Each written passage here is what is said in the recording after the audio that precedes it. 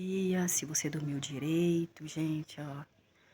Eu dormi bem, dormi ontem durante o dia eu dormi, durante a madrugada eu dormi também, acordei 4 horas da manhã, porque eu dormi muito ontem durante o dia.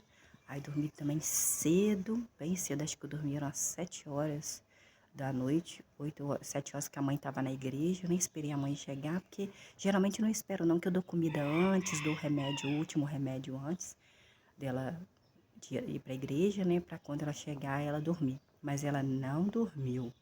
Ela já foi lá no meu quarto, já pediu água, e quando ela faz isso é porque ela não dormiu.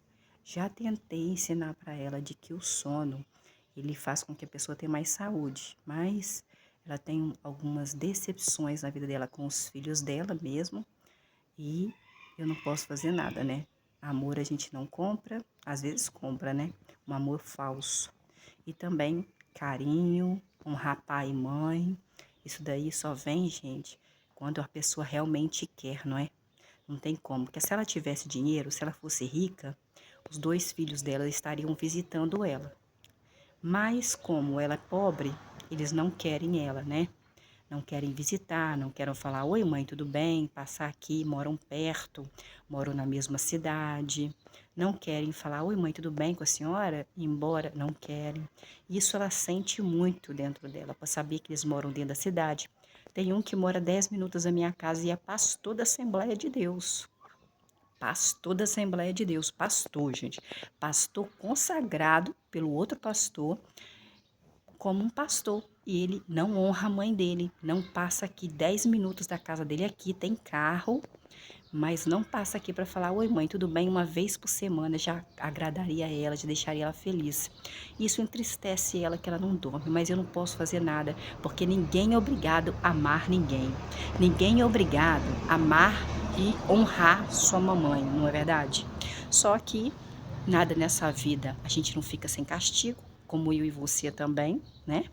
Vamos esperar o que que Deus vai fazer com esse rebuliço aí, porque nós sabemos que a nossa vida é limitada, que a morte ela é certa para todo mundo, que nós não sabemos quando a morte virá para mim, para você, e que da morte nós não voltamos para a vida. E que Deus fala que nós iremos o quê? Ter que prestar conta de tudo que nós fizemos para ele, né? Eu tenho até medo na hora que eu vou prestar conta. Acho que ele não vai querer nem me ver.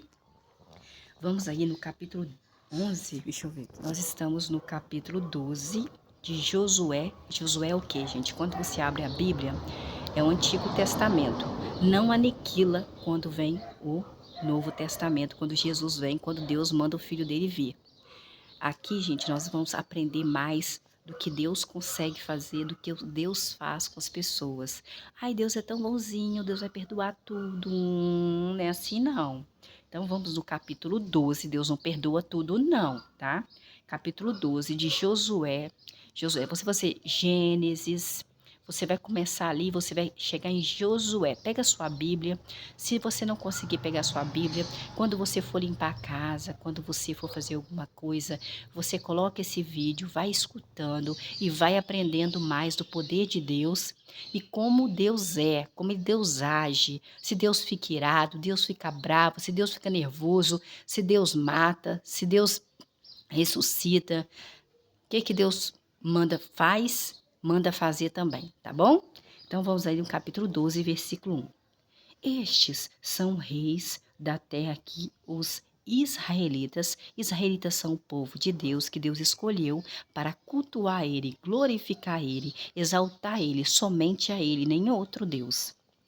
Derrotaram, estes são os reis da terra que os israelitas derrotaram, e de cujas terras tomaram posse no lado leste do rio Jordão, desde o vale de Arnon até o monte Hermon, e todo o lado leste de Arabá. Versículo 2. Sion, rei dos amorreus, ele morava em Esbom e reinava desde Aroer, que ficava à beira do vale de Arnon, desde o meio do vale de Arnon e sobre a metade de Gileade, até o vale de Jaboque, o limite do território dos Amonitas. Versículo 3. Ele também reinava sobre o Arabá, até o lado leste do mar de Quinerete. e até o lado leste do mar de Arabá, o mar salgado, em direção a Bet-Gesimote, e para o sul, ao sopé das encostas do Pisga. Versículo 4, também tomaram posse do território de Og. Og era o rei de Bassã, um dos últimos refaíns, que morava em Astarote e em Edrei. Versículo 5, e que reinava no monte Hermon, em Salca e em todo o Bassã, até o limite do território dos Gesuritas e dos Macatitas, bem como com metade de Gileade até o território de Sion, rei de Esbom. Versículo 6. Moisés, o servo de Jeová, e os israelitas os derrotaram. Depois Moisés, o servo de Jeová, servo de Deus, pai de Jesus, deu a terra desses reis como propriedade aos Rubenitas. O que é Rubenitas? Rubenitas são os descendentes de Jacó, que Deus mudou o nome dele para Israel, que é um israelita chamado Rubens. Rubens, filho de Jacó. Rubem era o filho de Jacó. Então, toda a descendência de Rubens, todos que tinham sangue, netos, bisnetos, tataranetos, eram chamados de Rubenitas. Que eu acho que nem estava vivo, não sei. Aos Gaditas de Gades e a meia tribo de Manassés, todos aí descendentes, Manassés, os Gaditas, os Rubenitas, todos tinham sangue de Jacó.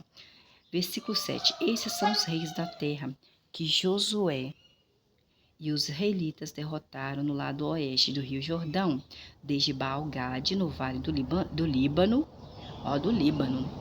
até o monte Alaque, que se eleva em direção a Seir, cuja terra Josué deu depois como propriedade às tribos de Israel.